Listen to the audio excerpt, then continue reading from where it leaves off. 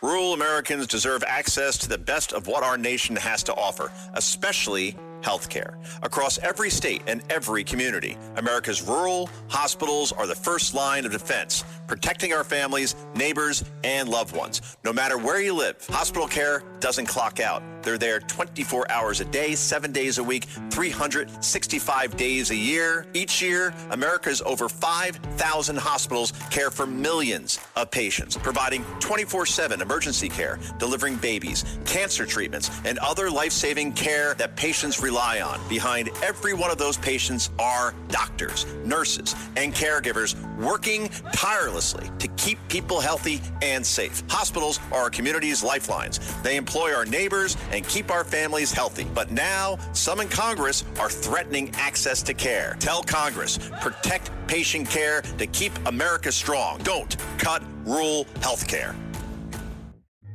Instagram teen accounts have automatic protections for what teens see and who can contact them, plus time management tools. And Instagram will continue adding built-in safety features to help create age-appropriate experiences.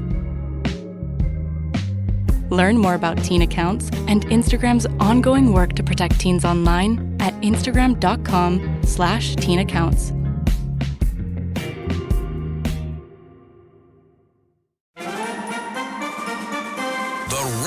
Media Podcast Network presents This is Protecting America. Now, here's Emmy-winning journalist Rita Cosby. And welcome to another edition of Protecting America. I'm Rita Cosby. So far, only one Democratic member of Congress has voted in favor of the SAVE Act, the voter ID bill. So why are Democrats rallying against it, with even Senator Chuck Schumer calling it Jim Crow 2.0? Well, let's separate fact from fiction, and who better to do it than the great columnist for the National Review, John Fund. John, it's great to have you here. Thanks. And by the way, Chuck Schumer is backtracking on that original criticism because, let's just face it, he knows that went too far. So he has already said, well, it's still a restriction on voting. We're against it. But, can't really compare it to what was done in the South for decades. Well, and, he got a lot of heat, obviously, to your point. He's backtracking because a lot of minorities, if you look at some of the polls, and we're going to definitely get into that. John, tell us, first of all, about the SAVE Act and why it's important. Well, it comes in pretty much three parts. The first part is it says, yes, states have the right and should continue to conduct and run their own elections. But in federal elections for president and Congress, the federal government does have the right under the Constitution to tell the states you have to ask for a photo ID at the polls so people can prove that they are who they say they are.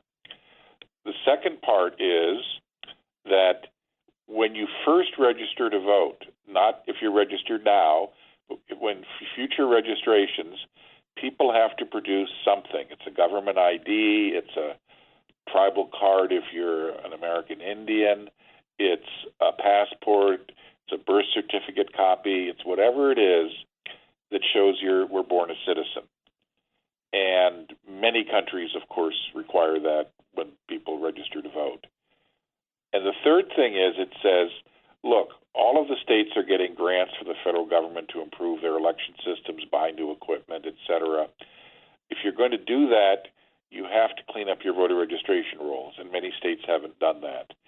And the Pew Research Center a few years ago estimated that 15% of voter registrations were from people who had moved out of state, had died, weren't eligible, or were dead, or didn't even exist, and never had existed.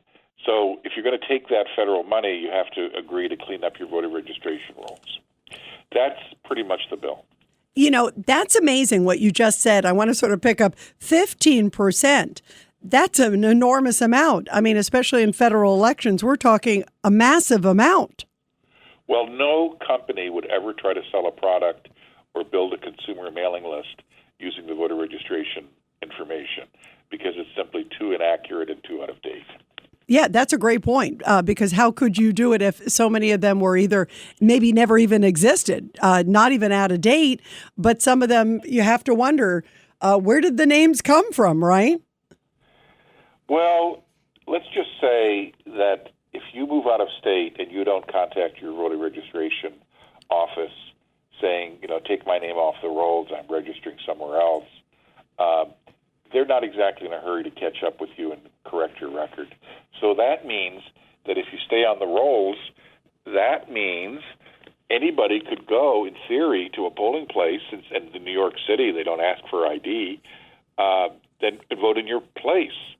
And in fact, there was the chair of the New York Board of Elections for Manhattan County a few years ago, Alex Klingenstein. He was stopped at a party and indiscreetly was asked, is there any voter fraud in the city? Because he was the Democratic chair of the Manhattan Board of Elections. And he said, of course there is. And he went on to describe how buses would pick up people, how they'd give the homeless cigarettes and take them from polling place to polling place. And he would go into quite some detail about how much fraud there was. And this is when Bill de Blasio was mayor about 7 or 8 years ago. And sure enough, he fired the guy immediately and said, well, of course he was obviously drunk or deluded, and I'm going to fire him. But you never repudiated his remarks, and basically everybody in the business knew that what he was saying was the truth. He just said the quiet part out loud.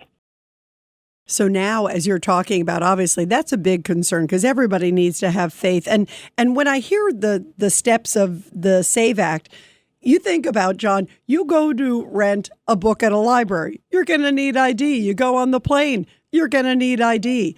Isn't it really pretty astounding? I think people listening to this, and if you look at the polls, clearly people are in favor of voter ID because we should feel good about who's electing. I mean, if you have to be careful about voting, picking a library book, you sure as heck should be careful about voting.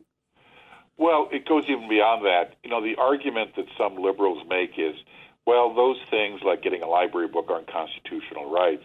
Well, actually, they are. We have freedom of speech. But even if you get married, gay or straight, in any city in the country, you have to show an ID. So voting is a constitutional right, but people in several states, mostly blue, New York especially, don't have to show ID, and that means anything can happen behind the curtain. Yeah, and that's the big question, just like you said. Like New York and elsewhere, it's a major concern. So why now only one Democrat so far, at least on the House side, because that's where it went through. But there was literally one Democrat who voted for it, Henry Cuellar of Texas. Explain why the rest of the Democrats aren't saying this is a good idea. Well, Henry Cuellar comes from the Rio Grande Valley, which is an area of Texas that has long had voter fraud. So he knows something about it, and he thinks it should be stopped. Every other Democrat is pretty much in thrall to the AOC, Bernie Sanders, Democratic Socialists of America alliance. And it's a no-no to say that, there's voter fraud or voter irregularities in the country.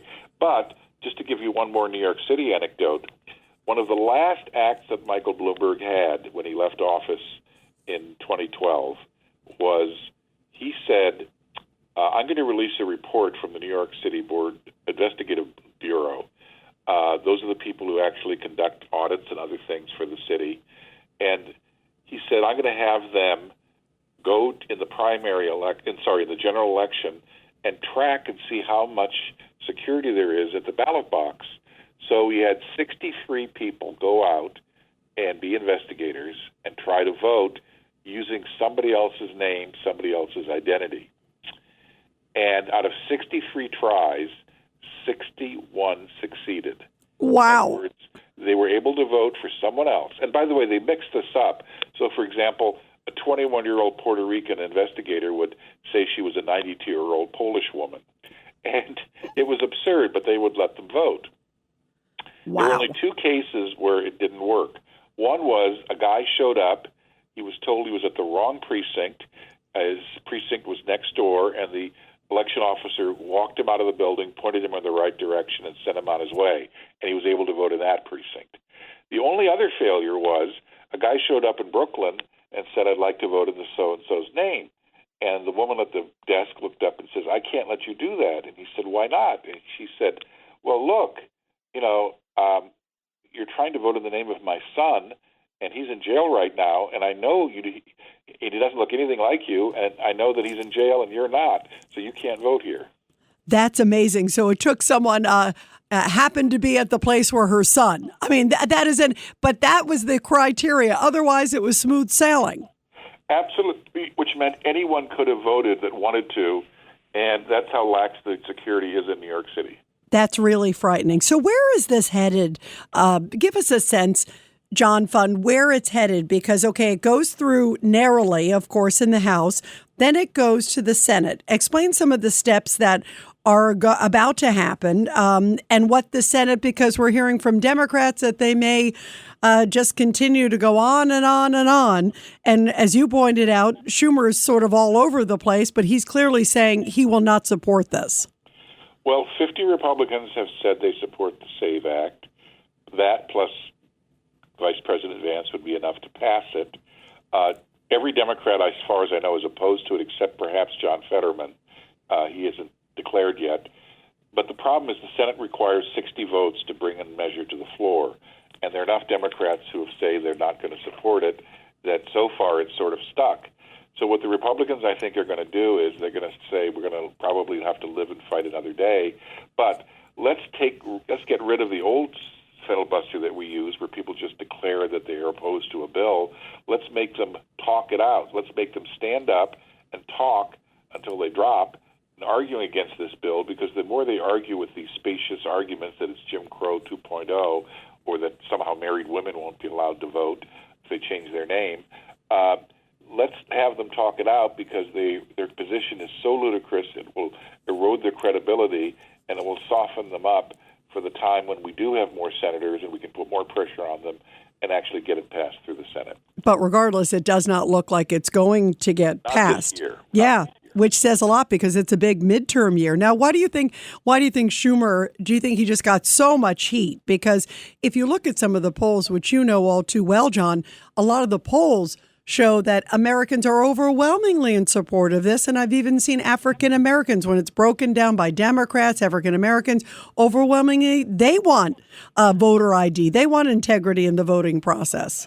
Well, Schumer was asked by Jake Tapper of CNN over the weekend, what about these polls that show over 75% of African Americans, Democrats, Latin Americans, Asian Americans all support it. What about that? He didn't even answer the question.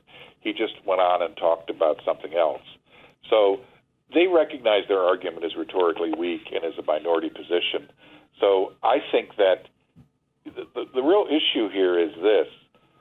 Democrats are in danger of saying to their local constituencies, including minority groups that support this, we just think you're too stupid to vote, because we're saying that you can't properly register, that you'll be blocked from voting. That's clearly not true, and it's a condescending, patronizing attitude. So I don't think that they want to make that argument as long as a filibuster would. So you may even see there's an outside chance that enough Democrats say, we're eventually going to lose this battle. Let's try to cut the best deal we can. So I still say the SAFE Act doesn't pass this year, but I think its prospects will be enhanced by the debate that's being conducted. Yeah, I do too. And finally, also, John Fund, President Trump is sort of floating some sort of executive order if it stalls in the Senate. Talk about how that could happen and what he could or couldn't do.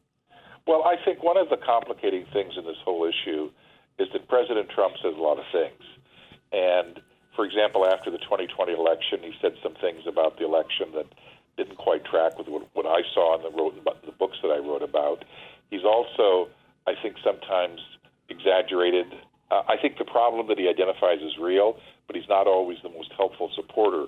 So when Trump says, I will sign an executive order and impose voter ID requirements, I don't think he has the power to do that. Now, that hasn't stopped him from trying that in the past and testing it in the courts, but I think there are limits to what a president can do by executive order, and Donald Trump, once again, wants to test them to the max. Yeah, no doubt, which he often does, right? So we'll see where this goes.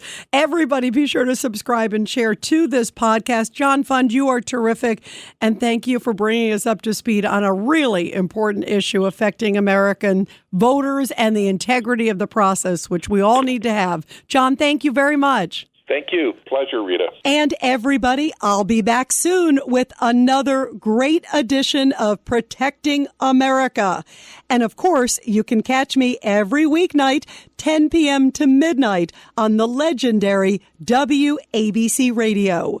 This is Rita Cosby, and thanks for all you do to protect America.